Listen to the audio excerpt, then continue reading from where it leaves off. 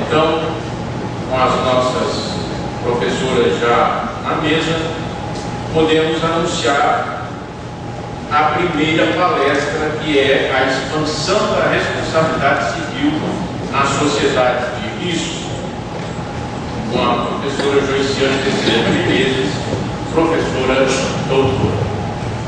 Bom dia a todos. Professora Maria Celina, uma enorme satisfação tê-la aqui no Ceará e uma honra sem tamanho discutir esse tema assim pertinho de você, que é, na minha visão, aliás, é o meu referencial teórico aqui no Brasil. A partir dos estudos da professora Maria Celina Bodana em responsabilidade civil, discutir o direito civil constitucional e, em especial, a responsabilidade civil, eu vou construindo também a minha própria leitura, sem dúvida uma honra. Meus queridos alunos, alunas da graduação do mestrado, senhoras e senhores, eu só pediria, por favor, para acender a luz aqui.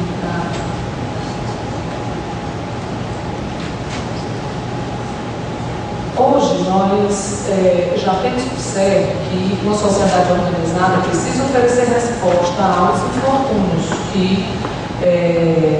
podem assolar a vida de pessoas individualmente consideradas ou mesmo de uma coletividade inteira. E essas soluções são de variadas ordens. O direito não poderia ficar atrás sem oferecer respostas específicas a essa problemática. Então, seria tratar aqui de discutir a distribuição social dos infortúnios que eventualmente assolam a pessoas ou a população toda, né? Os jornais denunciam tragédias, calamidades públicas ou danos decorrentes da atuação direta de terceiros ou provocados no ambiente do mercado de consumo. São situações distintas que, sem dúvida, também recebem um tratamento variado. Mas eu partiria da seguinte premissa: se diante desses infortúnios cabe ao direito oferecer alguma resposta, é de saber se essa resposta vai estar relacionada ao Instituto da Responsabilidade Civil ou se está situada no campo da Seguridade Social, da Previdência, da Assistência ou do sistema de seguro em geral. Quando se trata, ou se trata de um direito subjetivo, que a vítima teria a indenização dentro daquela estrutura tradicional que nós já conhecemos da responsabilidade civil. Então, se é uma coisa ou outra, nós teríamos, anteriormente, mais facilidade de dizer, nessa última hipótese, quando a vítima tem direito subjetivo à indenização, nós poderíamos localizar a responsabilidade civil, né? Mas a ampliação da responsabilidade civil como uma forma de enfrentamento do dano tem gerado muitas discussões e, na verdade, eu até faço uma ressalva.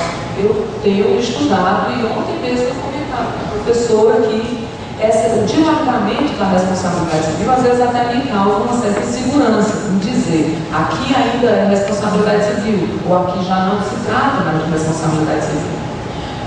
Na própria Constituição, quando se refere ainda, eu acho que nos direitos sociais, que fala, ou no direito, eu acho que artigo 7, inciso, quando trata de danos no ambiente do trabalho, e fala do seguro obrigatório para essas hipóteses, mas coloca naquela situação que o seguro obrigatório, além, não vai afastar o direito da vítima à indenização quando da ocorrência de dolo do empregador. E até mesmo essa responsabilidade subjetiva do empregador é muito questionada em função de princípios como a solidariedade para a ampliação para a própria responsabilidade objetiva. Mas antes de chegar aí, o tema fala exatamente da expansão dessa responsabilidade do que na sociedade de risco. Essa sociedade caracterizada pela pulverização do risco e da possibilidade efetiva de um dano concreto em virtude do que se tem, inclusive como vantagem no ambiente de consumo que representa, na verdade, que a própria sociedade como um todo. Hoje a gente vive intervindo nessas relações, interagindo no mercado de consumo e também assumindo vantagens, mas também estamos sujeitos a diversificados riscos. Especialmente para discutir a responsabilidade na sociedade de risco, eu utilizei 3 autores que são até alheios ao direito. Ulrich Beck, Anthony Giddens e o Hans Jonas, que trata e tem um livro, Princípio e Responsabilidade, evocando exatamente a necessidade de construção de uma nova ética que dê sustentação à responsabilidade nessa sociedade marcada pelo avanço da tecnologia. Interessante que esse autor começa o livro ilustrando com uma situação da mitologia. A história de Prometeu, que desobedecendo a Zeus, rouba o fogo e entrega o fogo da sabedoria e entrega ao fogo. Então, ele é condenado a ficar atormentado pela eternidade inteira, e aí o autor faz um trocadilho, provavelmente agora arrependido e preocupado com o destino da humanidade, que a alta tecnologia, ao passo que cria comodidades significativas, também pode ameaçar a própria existência do homem. Então, esses casos que estão passando aqui no PowerPoint são apenas exemplos de situações concretas de dano em virtude desse avanço tecnológico. Se nós temos uma certeza ao final do século XX, é que nós não temos mais certeza de nada. Plutão é planeta, nós temos 6 vogais agora, Pix não é vogal, é certeza. Então nós não temos mais certeza. A ciência chega a, pelo menos, a humildade de dizer que não é mais infalível e que nós nos dirigimos rumo ao desconhecido. E, na verdade, pensar no desconhecido não é uma coisa nova, porque se a gente pensa nos exploradores, nas navegações da Idade Média, também havia aqui uma grande empresa sob risco. Quando se pegava uma caravela da guerra e atravessava, se propunha atravessar o oceano inteiro, se pode dizer que ali não havia risco. Mas os efeitos desse risco, sem dúvida, estavam confinados às pessoas envolvidas diretamente naquela empresa. Hoje, você tem a capacidade de produzir efeitos transgeracionais, quer dizer, atingir toda uma geração posterior à ocorrência, à existência da primária daquele produto. E, vendo o filósofo Hans Jonas, eu lembrei de um filósofo cearense, que é o professor Manfredo de Oliveira. Ele dizia que a humanidade hoje, interpelada pelo perigo comum, que assola todos os campos dessa terra, é chamada a construção de uma macroética, que ele fala de escala planetária. Aí você diz, como é que se constrói uma macroética numa sociedade tão diversificada, os valores relativizados, como é que se faz para construir essa ética, se tem tanta diversidade, tanta heterogeneidade? Nas propostas desse filósofo Jonas, haveria sim, e até lembro, parece que o professor Manfredo segue a mesma tendência, o medo seria uma interseção. Então, a ameaça concreta de esgotamento dos recursos e até mesmo da vida seria uma boa justificativa, se não uma interseção lógica, para fazer com que as pessoas possam pensar no outro arcabouço ético que vem a orientar a disciplina do exercício da sua liberdade. Se existe a liberdade de pensamento, a liberdade de cátedra, a liberdade do exercício da ciência, é importante que acompanhe essa liberdade também uma disciplina ética capaz de aferir e avaliar as escolhas que se fazem em direção aos objetivos que se trazem. Enfim, se a dominação da natureza anteriormente era vista como uma intervenção que jamais poderia apresentar um esgotamento ou uma ameaça concreta à estabilidade da vida na Terra, hoje tem também essa, eu disse que não tinha certeza nenhuma, mas hoje se consegue verificar que a intervenção do homem sim pode provocar, muito embora no primeiro momento ele tenha se achado muito pequeno e incapaz de interferir nos processos naturais, ninguém tem dúvida mais sobre isso, que a intervenção do homem causa o esgotamento e ameaça essa estabilidade da natureza, que sem dúvida é essencial para a permanência de uma vida digna adiante, né? Mas nessa trajetória, eu achei interessante ver, e isso acaba reverberando nas propostas de reformulação da responsabilidade civil, é que toda a ética tradicional é pautada na preocupação com o próximo. Se preocupa, você se preocupa em não causar dano ao outro. Mas esse outro parece ser alguém que vive no mesmo ambiente físico e temporal que você. Né? A sua conduta é aferida na medida em que ela não causa mal ao seu vizinho, ao seu cônjuge, ao seu filho, ao seu interlocutor presente. Mas quando essa conduta pode ameaçar alguém que ainda não nasceu?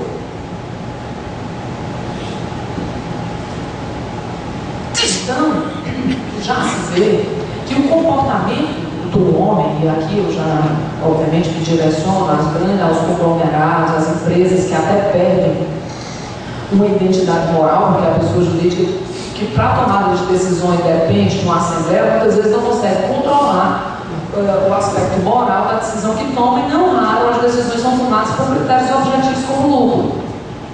Interessante aquele documentário, a corporação, denunciando exatamente isso.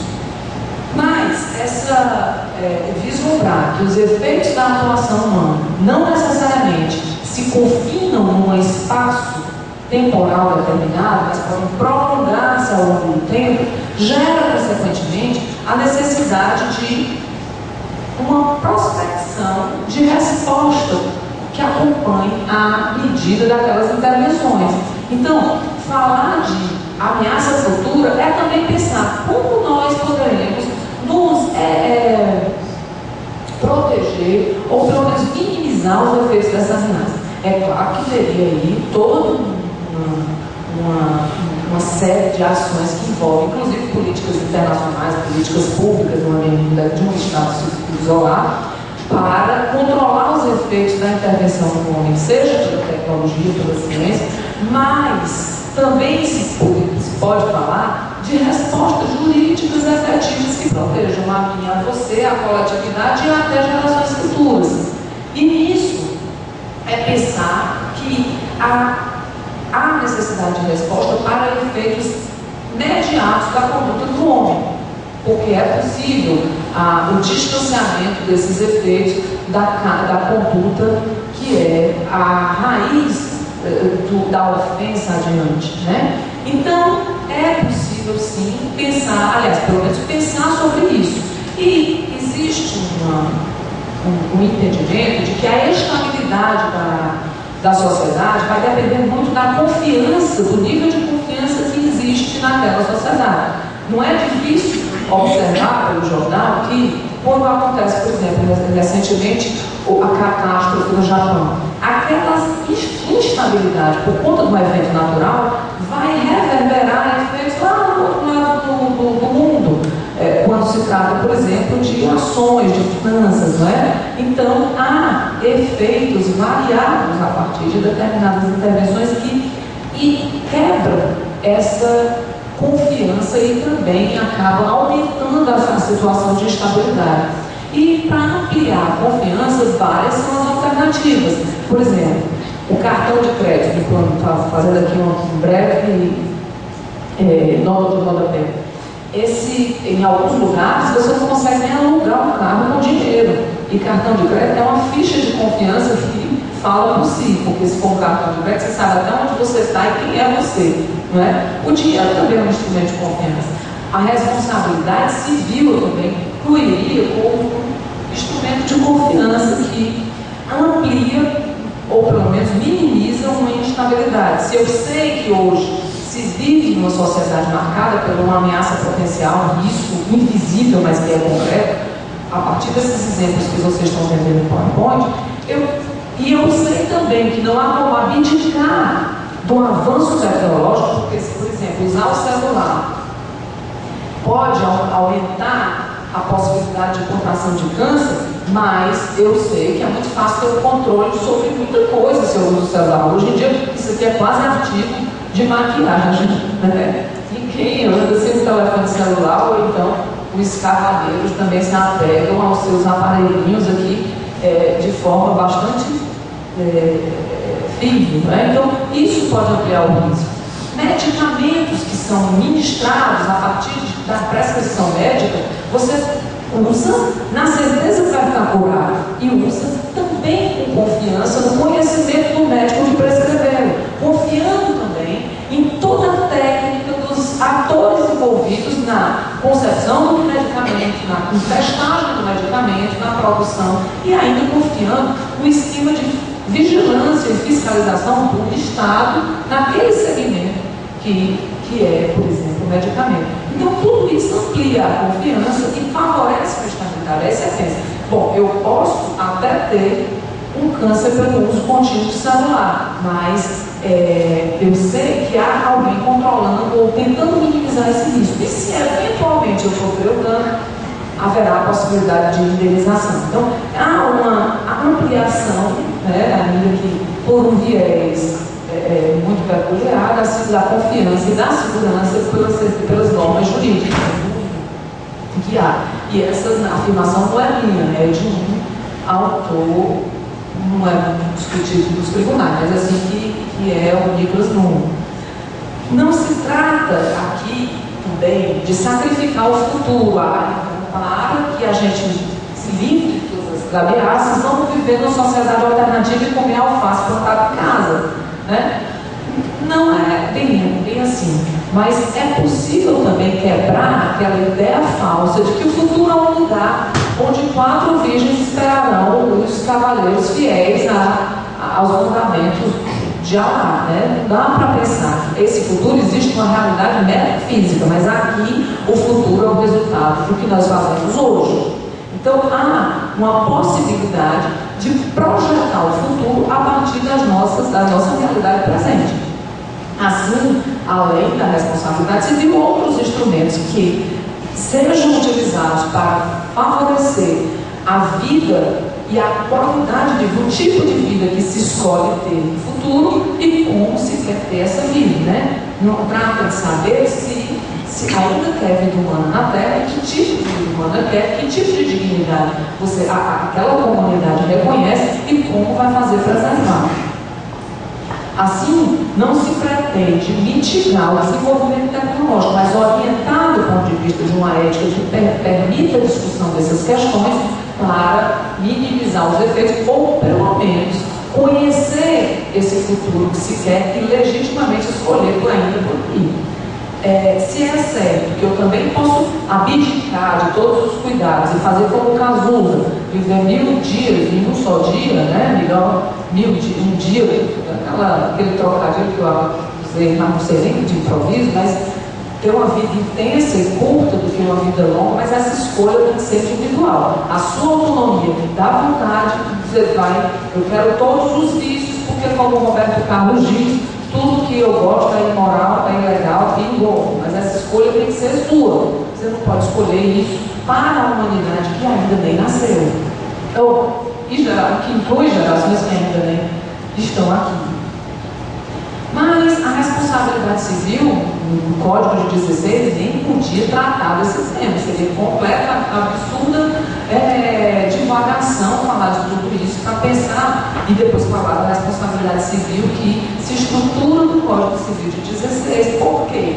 Aquela responsabilidade está muito atrelada à ideia de uma resposta a um ato ilícito, a um pecado, a uma atitude amoral, assim, esticando aqui a palavra, né?